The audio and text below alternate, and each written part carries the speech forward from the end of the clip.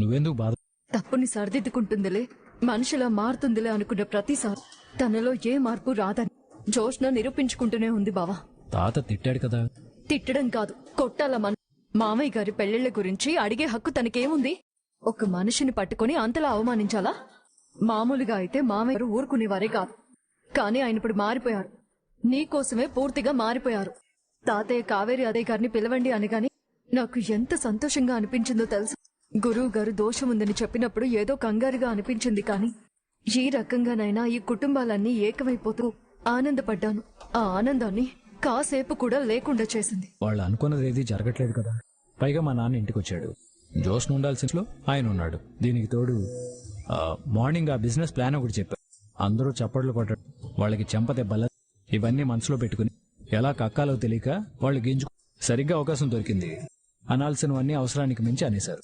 నీకు కోపం రా. నువ్వు వెళుతున్న దారిలో నీ కాలికి ఒక రాయి తగిలి రక్తం వస్తున్నాను. నువ్వు రక్తాన్ని ఆపడానికి లేదా రాయితో గొడవ పడతావా? కట్టుకుంటాను. గాయాన్ని అలా రాయితో గొడవపడేవాళ్ళు ఇప్పుడు వాళ్లతో గొడవపడి. హోమానికి అందరూ రావాలని గురువుగారు చెప్పారు. మొత్తం అందరినీ పిలుచుకుందామని తాతయ్య ఆశపడ్డారు. ఇప్పుడు ఈ రెండూ జరగట్లేదు కదా. జరుగుతాయి. ఎలా జరుగుతాయి? మామయ్య గారు బాధపడి వెళ్లిపోయారు కదా. గాయాన్ని కట్టుకున్నాక రాయికి బుద్ధి చెప్పకుండా ఎలా మరొకరిని అది గాయపరచకుండా ఉండటం. మా అమ్మాయినా అడ్డుపడాల్సి. పారు జో కలిసి అలా రెచ్చిపోతారని నేనైతే వదిలిపెట్టను. తాతను అడ్డు పెట్టుకునే వాళ్ళకి బుద్ధి చెప్తాను. నువ్వు బుద్ధి చెప్తావని నాకు తెలుసు బాబు. పాపమ్మ ఎంత బాధపడుతూ ఉంటుందో. జోస్న లాంటి కూతురుంటే ఏ తల్లైనా బాధపడకుండా. ఇప్పుడు ఏమైందని? ఏమండి, దాని వయసేంటి, దాని మాటలేంటి, దాన్ని ఏమనాలి చెప్పండి. మనం దాన్ని ఇలాగే వదిలేస్తే అత్తయ్య గారి మాటలు విని అదెందుకు పనికి రాకుండా తయారవుతుంది. దీనికే నువ్వు ఇలా అయిపోతే జ్యోత్స్న దాసుని చంపబోయిందనే విషయం తెలిస్తే తట్టుకోలేవు సుమిత. ఏమండి, మీరు దానికి వెంటనే పెళ్లి సంబంధం నువ్వన్నది జరుగుతుంది, కానీ పెళ్లి విషయంలో తొందరపడకూడదు. ఎందుకంటే అలా తొందరపడే గౌతమ్ విషయంలో మరొకసారి పెళ్లి విషయంలో పొరపాటు జరిగిందని జ్యోత్స్న జీవితానికి అది మంచిది కాదు సుమిత్ర. తల్లిదండ్రులుగా మనం చేయాల్సింది మనం చేద్దాం. నాకు మరో భయం కూడా ఉంది. గురువుగారు విపత్తు అన్నారు. ఏదైనా జరిగితే ప్రమాదం ఉంది, కానీ పరిహారం చెప్పారు కదా. అది జరగదండి. జరగాలి, అందరూ రావాలి. ఈ ఇంట అల్లుడు రానప్పుడు అందరూ వచ్చినట్టు ఎలా అవుతుంది? నాన్న కార్తీక్ ఉన్నారు కదా, వాళ్లే ఏదో ఒకటి చేస్తారు సుమిత్ర. చేస్తారులేండి, కానీ నా భయం నాది. దాని పెళ్లి అందరూ చూడ. గురువుగారు చెప్పిన దోషం ఎవరి ప్రాణాన్నైనా తీస్తే. సుమిత్ర, ఎప్పుడు పడితే అప్పుడు ఇలాంటి మాటలు మాట్లాడకూడదు. ఎవరికీ ఏమీ జరగదు. దోషం గురించి నువ్వు భయపడాల్సిన అవసరం లేదు. ముందు నువ్వు అనవసరమైన విషయాల గురించి ఆలోచించడం మానేసి రెస్ట్ తీసుకో. ఓసారి నిన్ను నువ్వు అద్దంలో చూసుకో. ఎంత నీరసంగా ఉన్నావో నీకే అర్థమవుతుంది. చూస్తే తెలుస్తుంది కదా నువ్వు పూర్తి ఆరోగ్యంతో లేవని. నా మాట విని రెస్ట్ తీసుకో. హోమం గురించో జ్యోత్స్న గురించో దోన్ గురించో నువ్వేం ఆలోచించాల్సిన అవసరం లేదు సుమిత్ర. హోమం జరుగుతుంది, ముందు ఈ కార్యక్రమాలన్నీ అయిపోయి అప్పుడు జ్యోత్స్న విషయంలో ఒక నిర్ణయం. నేను అమ్మా నాన్న జోష్న గురించి బాధ. దీపా, కాఫీ తీసు. నాకిప్పుడేం వద్దు. ఇలా ఇవ్వమ్మా. సుమిత్ర, కాఫీ తాగేసి రెస్ట్ తీసుకో. నువ్విలా రామ్మా. చూడమ్మా, మిగతా వాళ్ళు నిన్ను ఎలా చూస్తారో నాకు తెలియదు, కానీ నేను మాత్రం నిన్ను కూతురులాగే. కూతురునేనా? సుమిత్ర, నువ్వు తల్లిలా అనుకుంటావని నాకు తెలుసు. కన్న కూతురు కంటే కాస్త నువ్వు ఎక్కువ ప్రేమని మీద చూపిస్తున్నావు, అది నాకు తెలుసు. ఈ ఇంట్లో మిమ్మల్ని ఎవరైనా తక్కువగా చూసినా పొరపాటున ఏదైనా ఒక మాటన్నా పట్టించుకోవద్దు.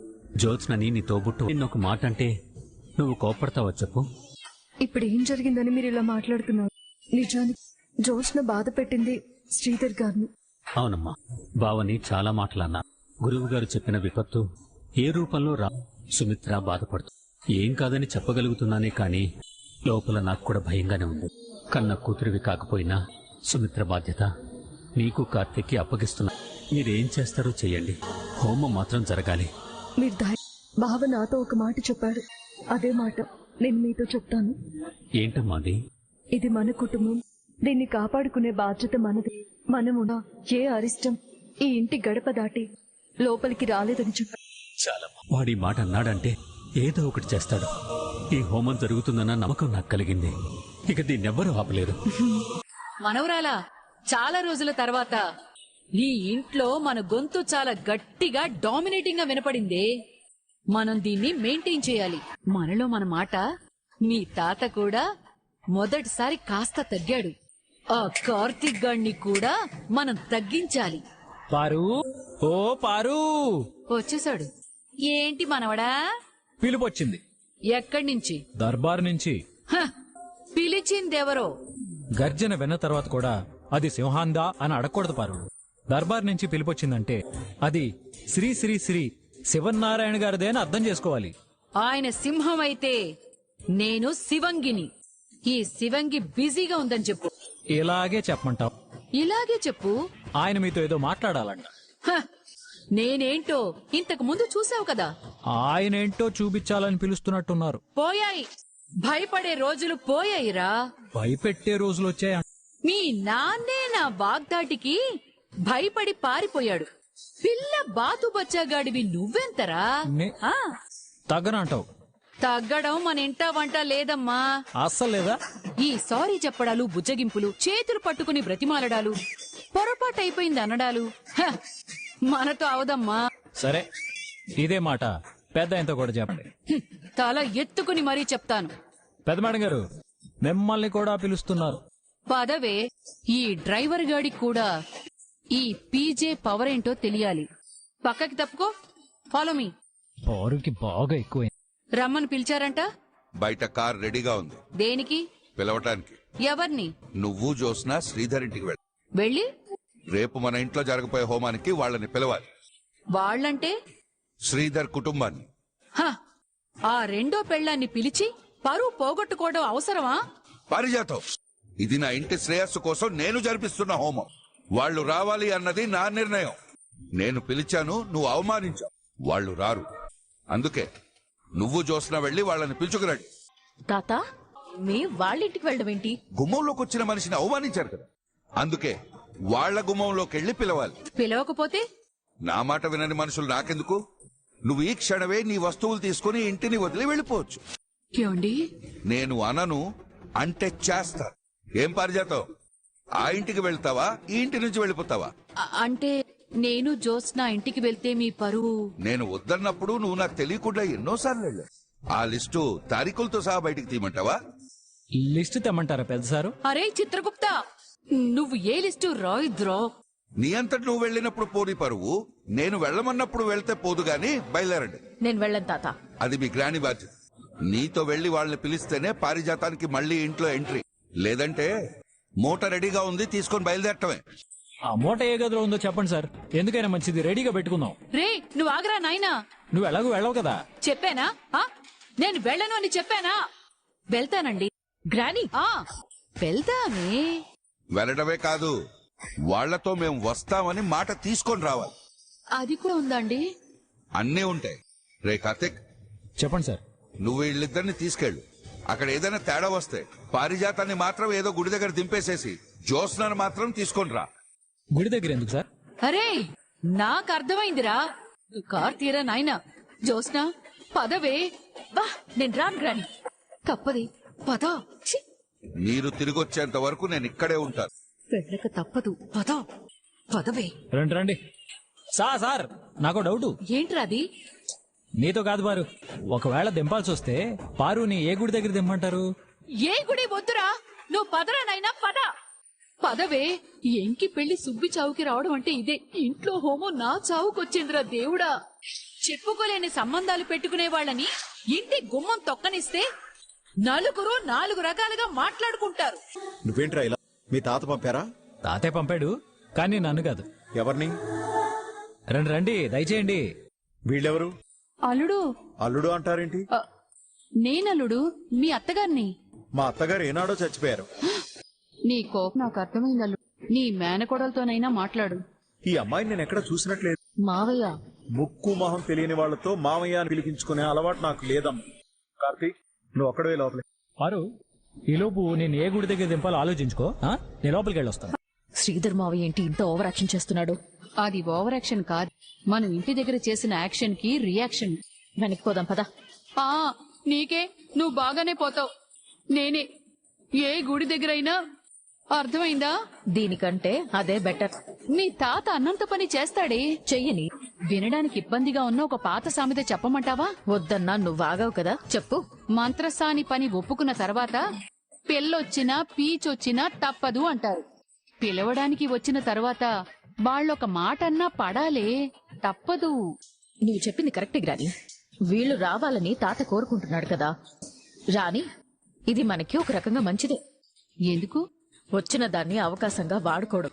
నువ్వైతే పిలు, ఎందుకో చెప్తాను. నువ్వేంటి బావా అప్పుడే వచ్చేసా? చెల్లికి చిన్నమ్మకి హాయ్ చెప్పేశాను, వెళదాం పదండి. పారుని ఏ గుడి దగ్గర దింపేసి మనం ఇంటికి వెళ్ళిపోదాం. నన్ను ఏ గుడి దగ్గర దింపవలసిన అవసరం లేదు. ఏ మరి పిలుస్తావా? చూస్తావుగా.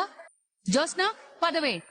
చిన్నమ్మ జోస్నకి ఎలా అవకాశం అవుతుంది? మళ్ళీ గొడవ అబ్బబ్బబ్బబ్బబ్బా, ఎండలు మండిపోతున్నాయి అల్లుడు. కావేరి, నీ చేత్తో చల్లని ఒక గ్లాస్ మజ్జిగ పట్రా. మధ్యకి చల్లగానే ఉంటుంది. నీకన్నీ వెటకారలేరా? ఏ జోస్నా, రా కూర్చో. కూర్చో అనాల్సి నువ్వు కాదు గ్రాని. మీ మావ ఇంటి దగ్గర నీకు మొహమాటమేంటే? కూర్చో. ఇంతకీ మీరెవరో చెప్తారా? మాట్లాడుతూనే ఉంటారు. అల్లుడు, అసలు మీరు లోపలికి ఎందుకు వచ్చారు? ఆ, చూసావా కావేరి, మా అల్లుడికి నేనంటే ఎంత వెటకారమో. ఇక్కడ జరుగుతున్నది చూసాను, అక్కడ జరిగింది. అమ్మ అలాగే అంటుంది గాని నువ్వైనా మీ వదిని కూర్చోమనవే. వద్దులే, ఇప్పుడు మీకు మాకు ఏ సంబంధం. ఓహో, మీ నాన్న మీ అందరినీ బాగానే ట్రైన్ చేశారన్నమాట. హాయ్ బావా, ఇంటికొచ్చిన మనిషిని నిలబెట్టే మాట, కూర్చోబెట్టి కాఫీ ఇవ్వాలి. నువ్వైనా మీ అక్కని గుర్తించావు, సంతోషంరా. నేను చెప్పింది మా బావ గురించి. మీ బావే కాదురా, మేం కూడా వచ్చాం. మీరెవరో మాకు తెలీదు. అర్థమైంది, ఇప్పుడు పూర్తిగా అర్థమైంది. మరి పోదాం పారు, శివాలయం దగ్గరలోనే. శివాలయం లేదు, రామాలయం లేదు. నువ్వు ఆగరా, కూర్చో. మావయ్య, ఇంకా ఆట పట్టించింది చాలు. మేమెందుకు వచ్చామంటే, రేపు మా ఇంట్లో హోమం. మీ ఇంటిల్లిపాదిని పిలవమని మా తాత చెప్పాడు. ఆ తాత చెప్పడమే కాదు, మేమందరం మీరు రావాలని మనస్ఫూర్తిగా కోరుకు. ఏం స్ఫూర్తిగా? అది స్వచ్ఛమైన తెలుగురా, నీకు అర్థం కాదు. అవునవును, మీరంతా తెలుగు తల్లి ముద్దు బిడ్డలు కదా. పోతన గారు సరస్వతీదేవిని ఎన్ని తెల్లని వస్తువులతో వర్ణించారో, తమరు భాష యొక్క మాధుర్యాన్ని అంతకు మించిన తెల్ల వస్తువులతో బాడ అలాగే అంటాడు, నువ్వు చెప్పవే. నేను చెప్పాను గ్రాని, వాళ్లే చెప్పాలి. వినపడలేదు. అల్లుడు, రేపు మా ఇంట్లో హోమం ఉంది.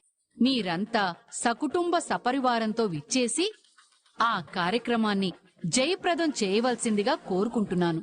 అబ్బాబా, ఈ కాసేపటికి ఎంత తెలుగు వచ్చేసిందండి. ఇంకాసేపు ఉంటే గ్రాంతికం వచ్చేస్తుందేమో. గ్రాంతికం రావడం కాదురా, నువ్వనే మాటలకి గుండెల్లో నొప్పొచ్చేలా ఉంది. అయితే శివాలయం వరకు కూడా అవసరం లేదు, ఈ పక్కనే సాయిబాబా గుడి ఉంది, అక్కడ దింపేస్తాను. గుడి దగ్గర దింపడం ఏంటి బావా? ఆ నేనన్నదానికి జవాబు లేదు గాని వాడన్న ప్రశ్నకి మాత్రం సమాధానం చెప్తున్నావు. చూడలుడు, ప్రేమతో పిలుస్తున్నాను, మీరందరూ రావాలి. మేము రాము.